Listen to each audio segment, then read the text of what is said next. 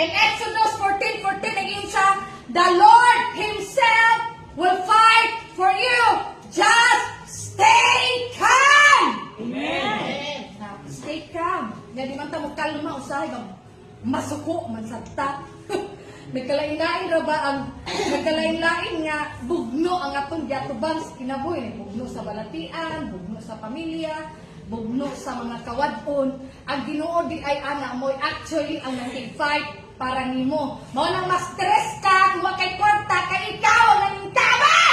Amen. Sa Ginoo man untak na. Diba? Nakasunay mo ana? Na yung mga tao sa puto, magwalay kwarta, mahay blood na ba, malain ang mood.